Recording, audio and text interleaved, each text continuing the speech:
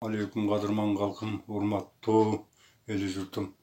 Ассаламу алейкум Кыргыз Республикасынын президенти урматтуу Сооронбай Шарипович. Ассаламу алейкум Кыргыз өкмөтүнүн башчысы урматтуу Мухаммедкалый Дүйшөкеевич. Ассаламу алейкум Кыргыз Республикасынын башкы прокурору урматтуу Өтөрбек Асылбекович. Ассаламу алейкум Ички иштер министри урматтуу Кашкар Астаханович. Биз эгемендик алган 29 жылдын ичинде укук коргоо органдарындагы, прокуратурадагы, сот системасындагы айрым кызмат адамдарынын өзүн билемдиктеринен мыйзамдуулугуна бузуп, адам укуктарын көз көрүүнө төбөлөп тепсешкендиктеринен, өз кызыкчылыктарын мамлекеттик кызыкчылыктардан жогору коюшкандыктарынан улам карапайым калк акыйкаттын жоктугунан улам чыркырап күйүп бышып чындыкка жетпей келишет. Мына ошондой адамдар туурасында кененирээк сөз кылып, чындыктын орношун, акыйкаттыктын болушун көзөмөлдөп, туура жыйынтык чыгарып берет деген үмүт менен сиздерге кайрылып жатам.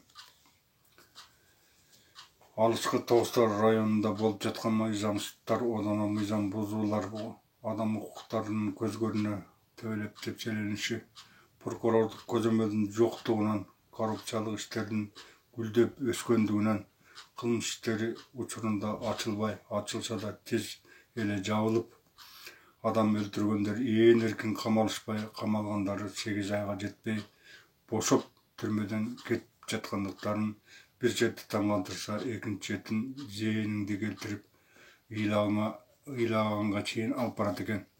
Мен Тоостар районунда болуп жаткан мыйзамсыздыктар туурасында урматтуу президент Сооронбай Шарипович сизге 2018 жылдан бери жана башкы прокуратурага, өкмөт башчыга, ички иштер министрине кем дегенде 30 арыз жазып кайрылдым. Бирок арыздарым сиздерге жетпестен бозогодон эле кайра артка кайрылып, чечкиндүү чаралар көрүлбөй келет. Мисалга алсак, 2017 жылдын 4 февралында Канат жөө жаратылыш паркынын токойчусу Асылбек Көчкөнбай жаратылышка кол салышкан браконьерлердин 5 адамдан турган тобун кармап, милиция органдарына өткөрүп берсе, ага сыйлык берүүнүн ордуна аны кайра күнөөлөп, ага иш козгоп 7 жылга соттотуп жиберишкен. Мына ушунун кесепетинен Асылбек Көчкөнбай туп-туура 2 жыл 8 ай тергөөдөн тергөөгө, соттон сотко сүйлөлүп жүрүп, араңдан зорго 2019 жылдын сентябрь айында акталып олтурат. Ушул 2 жыл 8 ай ичинде райондук сотто 3 жолу, областтык сотто 3 жолу, жогорку сотто 3 жолу кылмыш иштери каралып, райондук соттон 2 жолу акталып, областтык жана жогорку сотто чыгарылган актоо өкүмдөр күчүндө калтырылып,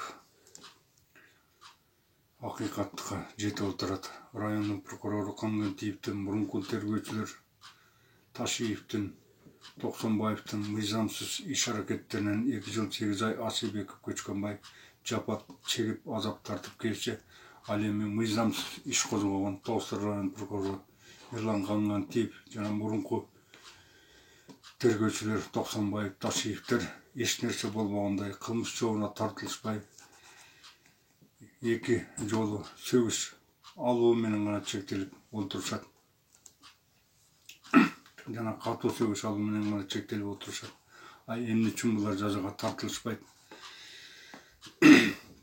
Ошол эле учурда Тоостар районунда 2016 жылдын күз айларынан 2019 жылдын май айына чейинки аралыкта 8 адам өлүмү менен коштолгон кылмыштар болгон болсо, ага күнөөлүү адамдардын бири да татыктуу жазаларын алышпай,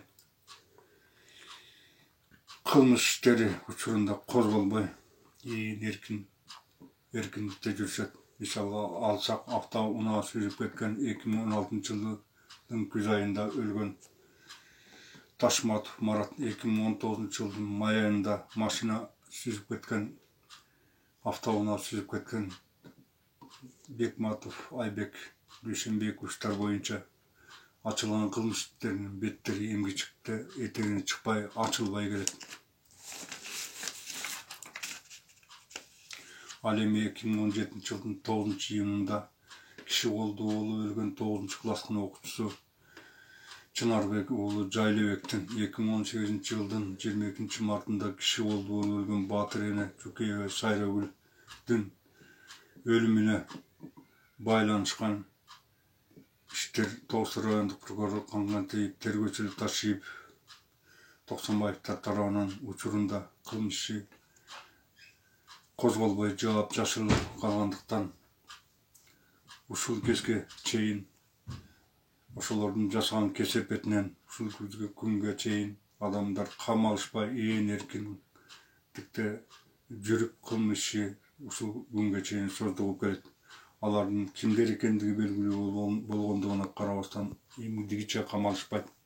Тергөө иштери бир тараптуу болуп толук кандуу жүрбөгөндүктөн бул эки кылмыш иши Жалал Абад областтык ички иштер башкармалыгынын тергөөсүндө Ош областтык аймак аралык тергөө башкармалыгында мыйзамсыздык менен кыймылсыз жатып келди. Жакында гана башкы прокуратуранын жардамы менен МВДнын башкы тергөө башкармалыгына өткөрүлүп берилди. Ал эми Мамытканова Бопош Тагайбекованы өлтүргөн адам 8 айга жетпей түрмөдөн бошоп боштондукта жүрсө, киши колдуу болуп тергөөчүлөрдүн токмогунан өлгөн Жаналиев Эсенкан Жекшеновичтин иши жабылып отурат. Мындан сырткары прокурордун милициялардын кысымынан өлүмгө дуушар болушкан эки кылмыш ишинин да бети ачылбай, алардын арызы жок деген шылтоо менен алар да жабылып отурат. Мына ушундай бардакка жол берген мыйзамсыздыкты ооздуктоонун ордуна, көзөмөл кылуунун ордуна кылмышкерлер тарапка өтүп алып, тергөөчү эксперттер менен биргеликте экспертизанын корутундусун бурмалашып, кылмыш ишин козгоодон баш тартышып келишкен адамдар Кангентиев, Мирлан, тергөөчүлөр Ташиев, Токсонбаевдер жаза алуунун ордуна мамлекеттик чын алышып, айрымдары кызмат даражасынан көтөрүлүп жаткандыгы өкүндүрөт. Жана ушулардын сыйлык алганына адамдардын көпчүлүгү нааразы. Урматтуу президент, урматтуу өкмөт башчы, урматтуу башкы прокурор, урматтуу ички иштер министри. Мына ушундай жетекчилердин айынан коомчулукта сиздерге болгон элдин нааразычылыгы күч алууда.